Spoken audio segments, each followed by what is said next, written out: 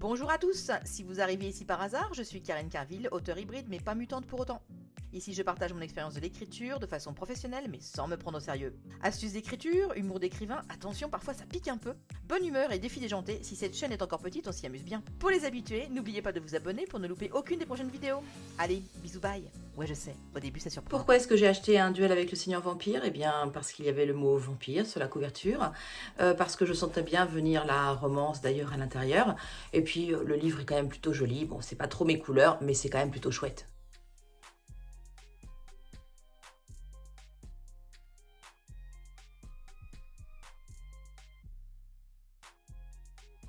Alors du coup, cette vidéo va être coupée en deux parties. Dans la première partie, je vais vous donner mon avis sur ce bouquin de façon assez générale. On n'oublie pas que mon avis est complètement subjectif, donc forcément, il ne correspond pas forcément au vôtre. Et c'est normal, et c'est pas grave. Et dans la seconde partie, je vais vous emmener en vlog de lecture. Mais alors attention, là, il y aura des spoilers de fou, parce que je vais vous donner mon ressenti au fur et à mesure de la lecture. Et éventuellement, je vais même vous dire ce qui se passe. Donc si vous n'aimez pas les spoils, surtout n'allez pas sur la deuxième partie de cette vidéo.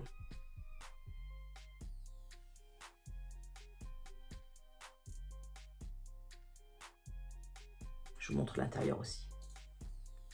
Est-ce que je regrette de l'avoir acheté? Alors non, parce que ça m'avait marqué plein de points pour l'assaut littéraire, parce qu'il y a 560 pages. Mais au niveau histoire, il y a des choses à redire. Alors, qu'est-ce qui est chouette sur un duel avec le Seigneur Vampire? Alors d'abord, on se retrouve dans un monde nouveau, dans un monde que moi je ne connaissais pas. Je sais qu'il y a deux tomes qui sont sortis précédemment, l'un avec les elfes, l'autre avec les fae, mais qui sont indépendants finalement, c'est dans le même univers, mais on peut lire les tomes de façon indépendante. D'ailleurs, il y a une très très jolie carte au début du livre pour nous montrer un petit peu comment tout ça se situe. Et donc, dans les points positifs, c'est qu'on se retrouve bien dans un monde imaginaire. Alors, le truc, c'est que tout de suite, on se rend compte que ce n'est pas de la fantaisie pure et dure. Déjà parce qu'on peut prononcer tous les noms des lieux et des personnages, alors que généralement, dans la fantaisie pure et dure, c'est un petit peu plus compliqué que ça. Mais surtout, en fait, même si les deux lieux qu'on nous présente sont décrits, c'est pas hyper immersif non plus, c'est pas hyper détaillé, et on n'a pas une intrigue géopolitique extrême. Cependant, je trouve que ça se lit bien. Je l'ai lu en quelques jours sans aucune difficulté. Ma plus grosse critique étant que c'est très linéaire. C'est-à-dire que si vous vous attendez à avoir des twists et des rebondissements, bah pas vraiment. Ça reste une romance en fait. Donc là où j'ai été, je pense, un peu déçue, c'est que je m'étais dit, bah chouette, vampire, etc. Moi, c'est une thématique que j'aime bien. Mais la romance a pris un petit peu le pas là-dessus. Alors notez que ça ne me dérange pas forcément, la romance c'est plutôt cool aussi. Mais du coup, ça occulte complètement le véritable enjeu et la véritable intrigue en fait autour de la malédiction qui s'est abattue sur tout le territoire. Par contre, le côté très sympa qui est mis en avant, et c'est pas un spoil parce que dès la quatrième de couverture on l'a compris, c'est que le peuple vampire n'est pas du tout abordé dans le sens du vampirisme classique.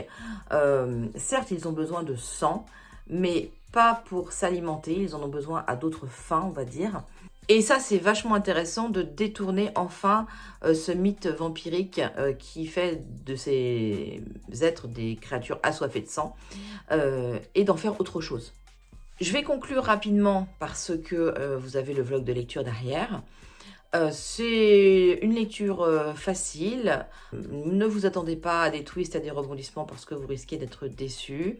J'ai trouvé personnellement que la psychologie des personnages, bien qu'elle soit relativement bien définie, manquait de profondeur, particulièrement pour l'héroïne qui est très volatile dans ses prises de décision.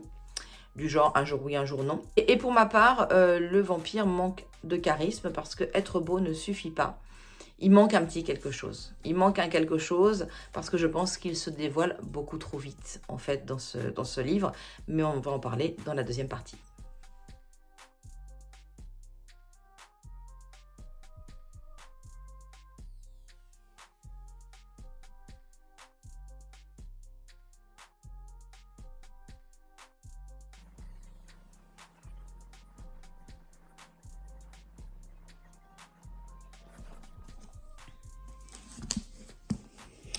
Je suis dans les pages 80 d'un duel avec le Seigneur Vampire. Et j'ai une petite remarque, enfin plusieurs petites remarques qui me viennent là. Tout d'abord, je trouve que La progression est bien, mais au niveau du développement des pensées des personnages, il y a quand même pas mal d'allers-retours.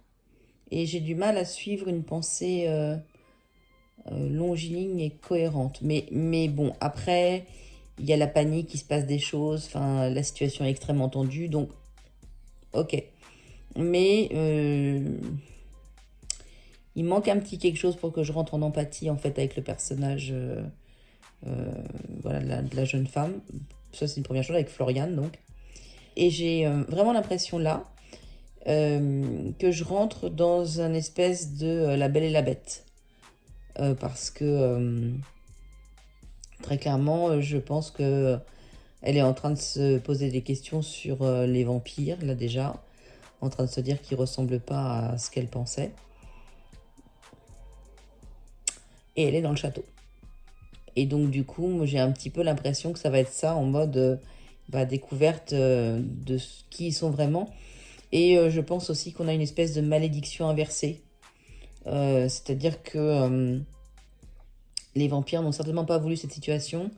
Et je soupçonne même en fait les chasseurs d'avoir provoqué cette situation, ou les humains. Enfin, voilà, page 80. Hein, donc il y a combien de pages en tout? J'ai même pas fait attention. Il y a plus de 500 pages, hein, 560, quelque chose comme ça. Mais première hypothèse, page 80, c'est effectivement de me dire, on est sur un schéma de La Belle et la Bête, avec une espèce de malédiction inversée. Et en brisant la malédiction, elle se rend compte qu'en fait les chasseurs sont dans leur tort. Je viens de comprendre pourquoi en fait je ne rentre pas en empathie avec le personnage de Floriane. C'est parce que sa décision de nouer un pacte de sang avec le vampire est quasiment prise dans l'immédiateté. C'est-à-dire qu'elle remet très peu en doute la parole du vampire concernant son état.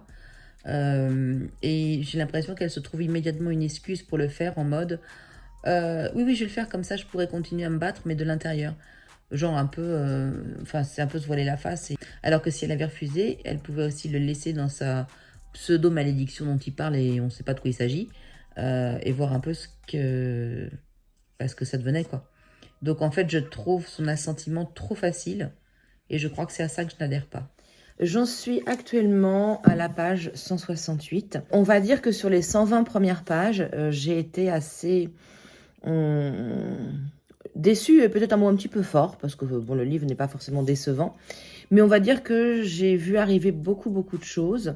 Et puis, au niveau psychologie des personnages, il y a des choses qui me gênent. En fait, si on fait un point psychologie et un point intrigue, c'est ce qu'on va faire régulièrement dans ce bouquin. Au niveau psychologie des personnages, ce qui me gêne, c'est qu'il y a beaucoup d'allers-retours en fait. C'est-à-dire que les personnages sont particulièrement indécis et je trouve même que leur attitude est assez peu constante. Quand Floriane analyse un petit peu le seigneur vampire qui l'a capturé, elle se dit un coup qu'il semble très triste, un autre coup qu'il est très en colère, un coup il est dangereux, un coup elle a de l'empathie pour lui. En fait, ces changements de point de vue sont tout à fait légitimes, mais trop rapides. C'est-à-dire qu'en quelques lignes, elle change de point de vue et il n'y a pas forcément eu un événement qui le justifiait. Donc ça m'embête un petit peu. Alors après, ça peut s'expliquer parce qu'il y a le lien du sang qui les unit et il lui dit régulièrement qu'avec ce lien, ils vont ressentir l'un l'autre les émotions de celui d'en face. Mais je trouve ça un peu mal amené, pas très fin en fait. Voilà. Et puis si on parle intrigue, on va dire que sur les 150 premières pages, j'ai été un petit peu sur la réserve. Parce que, en fait, je me suis dit, bon, bah, ok, je voyais un petit peu le truc arriver. Elle va aider les vampires du château à rompre la malédiction. On va comprendre que cette malédiction a été lancée par les humains et en fait, les vampires sont victimes de cette malédiction. Et d'ailleurs, c'est ce que le seigneur vampire ne cesse de répéter, hein, de dire...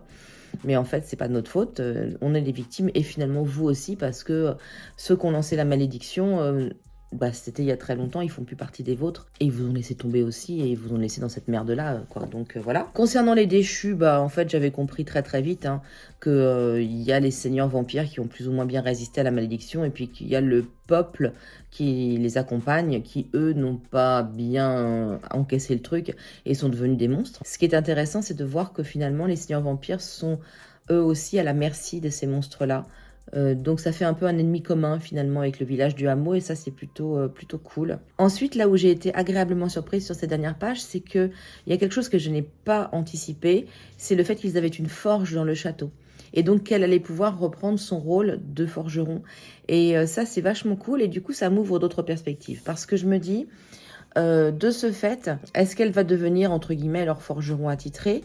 Là, ils sont partis vaincre la malédiction, mais c'est beaucoup trop tôt dans le livre, c'est évident qu'ils vont échouer. Il faut voir ce que cet échec amène au niveau de l'évolution des personnages. Pour l'instant, très clairement, les vampires ne me semblent absolument pas menaçants, ils ont l'air très humains, ce qui est un peu déstabilisant tout de même, parce que je me dis que ça aurait été peut-être plus intéressant de les laisser dans leur rôle monstrueux un peu plus longtemps, au lieu de les transformer très vite en personnes humaines avec des désirs, des sentiments, etc. D'ailleurs, en fait, sur toute la troupe de vampires qu'elle côtoie, clairement, le Seigneur n'est pas menaçant et il y en a un seul qui semble vraiment la détester, c'est Kalos. L'univers est intéressant. Le seul truc que je reproche, en fait, c'est que c'est pas très fin au niveau de la construction psychologique des personnages et que c'est un peu facile. Voilà.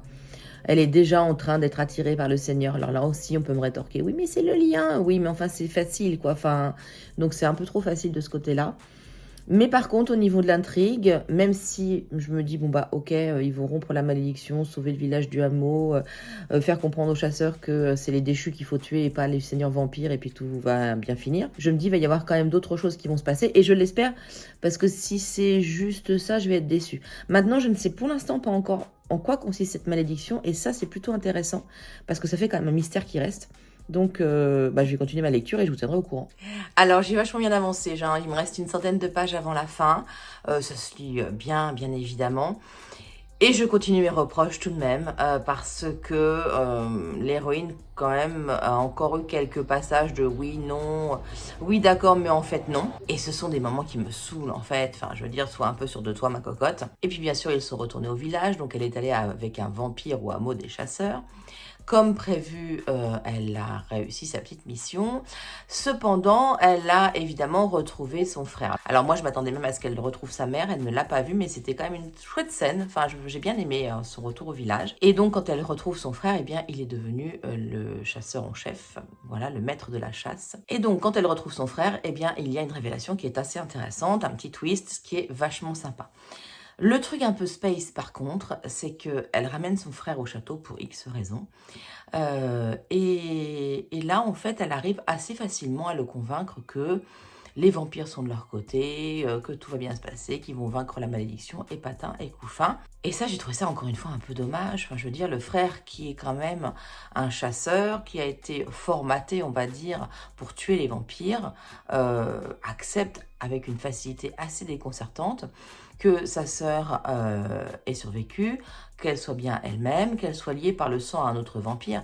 Eh Coco, tu te dis pas à un moment donné qu'elle est manipulée peut-être, et puis finalement que les vampires sont de leur côté, qu'ils vont briser la malédiction et que tout va rentrer dans l'ordre. Donc là, moi, je trouve qu'au niveau de la psychologie de Drew, même si, effectivement, l'auteur nous dit « Oui, mais en fait, il est certain que c'est bien elle, ils se connaissent tellement bien, etc. » Ok, mais franchement, il émet très peu de réserve et surtout, il se laisse convaincre très facilement. Et il s'intègre assez bien finalement dans l'équipe des vampires. Il n'a pas vraiment peur d'eux. Enfin, voilà, j'ai trouvé ça d'une facilité déconcertante. Et puis là, bien sûr, ils ont mis au point un stratagème pour vaincre le grand méchant. Il reste une centaine de pages. On se doute assez facilement que ça devrait le faire. Moi, j'imagine que le grand méchant va réussir genre à prendre la mère en otage puisqu'elle est encore sur place, donc c'est une façon facile de faire plier Floriane. Et puis pour l'instant, Ruvan est hors course parce que la malédiction l'a atteint. Alors ça, par contre, je trouve ça assez intéressant. Qu'on n'ait pas le personnage principal, le héros, qui soit là jusqu'à la fin. À mon avis, on va avoir un peu une scène Belle au bois dormant à la fin, puisque c'est elle qui va aller le réveiller du coup. Et le truc aussi assez intéressant, c'est qu'on voit Floriane qui, au fil en fait de l'œuvre, prend un peu la direction et le pouvoir sur les vampires. C'est-à-dire que à partir du moment où Ruvan en fait lui a accordé sa confiance, petit à petit, ses compagnons le font aussi. À plus ou moins grande échelle, hein. Il y a quand même un réfractaire, mais enfin bon, dans l'ensemble, ça se passe pas si mal. Et finalement, elle leur donne des ordres et ils obéissent, quoi. Donc ça, c'est assez bluffant. Mais pourquoi pas? À la limite, je veux dire, si les vampires sont considérés comme des personnes censées ils peuvent reconnaître en Floriane une femme peut-être de pouvoir, une femme qui est capable de donner des ordres et de diriger quelque chose d'important. Après tout, elle est la demoiselle de la Forge, elle a quand même une position très particulière et très importante dans son village. Donc pourquoi pas, mais j'avoue que ça m'a fait un petit peu sourire, parce que j'ai l'impression que c'est elle qui va mener la bataille finale finalement avec son frère et la bande de vampires. Donc il reste une centaine de pages, on va voir ce que ça donne et je vous donnerai mon avis tout à la fin. On est pendant le lame et pendant le lame, je lis évidemment le livre et j'ai plus beaucoup de pages en fait à lire. Et franchement, alors je vais peut-être me tromper, hein, voilà, mais ils ont prévu de retrouver Drew, donc elle arrive, il y a son frère qui est là. Et rien qu'au premier mot de son frère, j'ai l'impression que c'est pas lui et qu'en fait c'est le mec, cette saloperie d'homme corbeau qui a pris l'apparence de son frère. Et tout de suite, il y a des indices qui me confirment ça. Moins de 10 lignes après, elle enfile l'armure et elle trouve qu'il a un peu maigri, machin, etc. Ah, la manipulation du mystère, c'est pas ça, hein, c'est pas ça. Mais je me trompe peut-être, je verrai. Non, c'est pas ça. Et puis en fait, du coup, je suis déçue parce que la baston dure une page. Alors, ok, je sors un petit peu d'Eragon en ce moment avec des batailles de plusieurs pages, des batailles épiques. Mais là, c'est d'une simplicité. En fait, là, on est plus sur un récit qui va expliquer d'où viennent les rites de sang et qui les a conçus et pourquoi ils ont été dévoyés et ce que les vampires en ont fait, que vraiment une bataille rangée pour en fait récupérer le Seigneur Corbeau là. En fait, que j'ai fini ce bouquin hier soir, j'ai eu l'impression d'avoir un twist hier soir et je me suis dit wouhou, le frère n'est pas le frère. Eh bien en fait pas du tout. Et bien évidemment tout est bien qui se finit bien avec un rebondissement final qui n'en est pas un non plus, parce qu'un vampire qui peut donner la vie éternelle et ressusciter quelqu'un, ça n'a rien d'extraordinaire, et c'était même très attendu. Et autant du coup, le sacrifice de Floriane à la fin m'a plutôt surprise, où je me suis dit, purée, ça y est, on a enfin un acte fort et il se passe quelque chose. Mais évidemment, comme on est dans de la romantésie, ça ne pouvait pas finir sur un drame comme ça, il a bien fallu rattraper le truc, et c'est rattrapé de façon extrêmement classique. Bref, j'ai pas été sous le charme de cette lecture.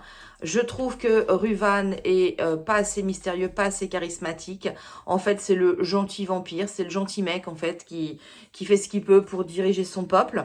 J'ai trouvé un point positif et un point négatif chez Floriane. Le point négatif de sa psychologie, c'est que franchement, elle a du mal à dire oui, à part dire non derrière. C'est un peu compliqué et ça me saoule. Elle change d'avis un peu trop facilement, je trouve.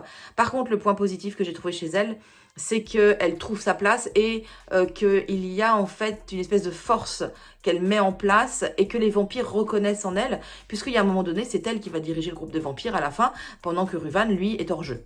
Quant au bonus caché, même si c'est toujours sympa d'en trouver un, je trouve qu'il apporte pas un recul ou quoi que ce soit sur le livre, et surtout, il n'ouvre pas sur quelque chose de plus grand, de plus vaste, de plus mystérieux, et sur une nouvelle quête. Alors c'est ce qui nous fait croire, parce qu'en fait, il nous parle du peuple des Fae qui aurait la possibilité de permettre aux humains de rester dans le royaume du Midscape. Mais à la façon dont c'est tourné, en fait, il y a déjà une solution. Et c'est dommage. C'est dommage parce que on voyait quand même qu'il y avait une difficulté qui restait à la fin de ce roman, celle qu'elle ne pouvait pas vivre avec sa famille comme elle le souhaitait, donc elle voyait peu sa mère, elle voyait peu son frère, auquel elle est très attachée, et donc il restait une difficulté à surmonter pour Floriane. Le bonus aurait pu nous amener à penser qu'il y avait peut-être une solution sans nous la dévoiler, sans savoir, et en fait déjà on sait que la solution existe vraiment, quoi. Donc j'ai trouvé ça un petit peu dommage. Voilà, c'était la première fois que je faisais ce type de vidéo en mode vlog lecture, mais avec spoil. J'espère que ça vous a plu. J'espère que ça vous donnera peut-être l'envie de lire aussi ce livre, hein, parce que mon avis est extrêmement subjectif. Donc ma foi, c'est à vous après de vous faire votre propre avis. C'est comme dans toutes les lectures, dans les films, etc. Et du coup, je suis plutôt impatiente d'avoir en commentaire vos retours, à la fois sur cette vidéo pour voir si ce type de vidéo vous plaît, et puis aussi sur un duel avec le Seigneur Vampire que j'ai lu. Est-ce que lui vous a plu? Est-ce que comme moi, il vous a laissé un goût un petit peu mitigé? Est-ce que vous l'avez carrément détesté? Dites-moi en commentaire ce que vous en avez pensé. Et puis, à bientôt pour une prochaine lecture. Bisous, bye!